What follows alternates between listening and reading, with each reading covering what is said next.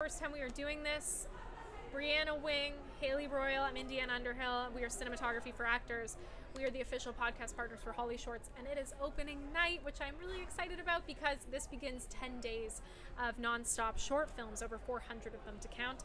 Panels, networking, events, we have virtual production events happening, and we have over 65 interviews getting ready to be broadcast everywhere, streaming, and also published. From right here. Yes, this is the... They're coming to us. Yeah, it's so exciting. We are in the VIP lounge at the TCL Chinese Theatre on Hollywood Boulevard at the 19th annual Oscar qualifying HollyShorts Film Festival. It's a tongue You twister. got it. Yeah, we got it. We love it. We don't want to miss a day. beat. We're gonna get it right every time tomorrow. Yeah.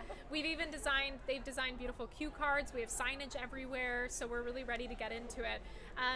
Brie and Haley, what are the types of questions because of the actor strike and and writer strike, but being mindful of what we can mention and not. It's actually benefiting us because I think for the first time we're really just digging into the technical. So what are kind of some of the stuff you're excited about asking or want to pick out, things like that? I love that we're going to have the chance to get very specific anecdotes about moments. I love that Cinematography for Actors was created in part because of very specific frustration that you had. Right. And that I was able to say, oh, there's no context for that. Actors can learn it. Yeah, but there's nowhere for us to learn it yet. I'm excited to get those stories from every one of the filmmakers that we interview. Like, what point did you need to have a technical conversation with an actor where they did or didn't understand it, and how did you work around that? How did you work with each other to collaborate better?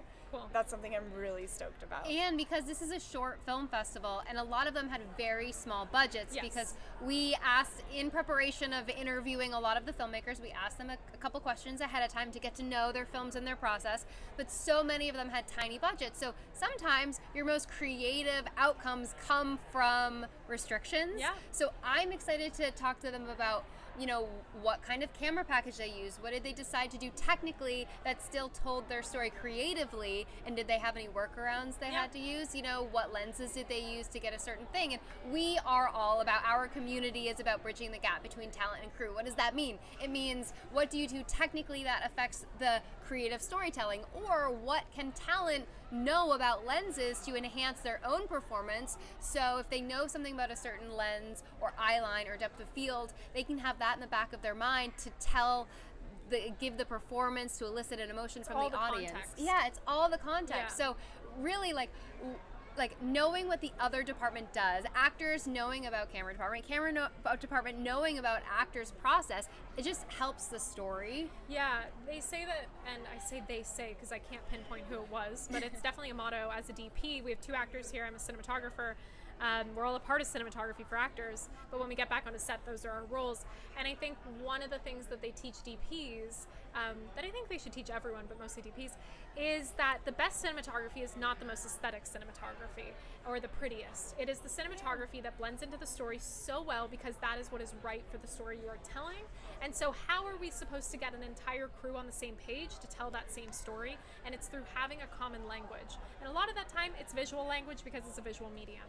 And so with these 65 interviews we're doing, we also have a networking event and a panel on the 14th about telling better stories that Haley and I are leading, and that Brianna is on the panel for with 3 DPs. It's all going to be great, and there's so much education here and takeaways, I hope. So very exciting. So thank you for being here with us for this test tonight. Yeah, I know. We are so happy to be using mics from Apogee that they loaned to us, set up for us with us. We got a lot of vendor support. The hype mic we're using. We have Roscoe lighting. We're a hand-painted backdrop that we made. We did this. This from is the CFA studio. CFA Studio did this backdrop. If you would like one, we'll talk about it. Yeah, we'll talk about it. And you will be able to listen everywhere you get your podcasts, Yes. and we will be live streaming as well. Yes. So Haley will be posting every morning a bit of a live stream guide. A little schedule to let you know what if we had any cancellations or additions over the night. I do have the schedule posted, but we'll get very specific each morning to let you know what you're looking for. You can find us on Twitch, YouTube, TikTok, Instagram, the HollyShorts Instagram, which will be fun, and YouTube. So thanks everyone for joining us. We will be back tomorrow with CFA and HollyShorts. So we're going to have Jack, who's behind our cameras, cut us out, but we will see you tomorrow.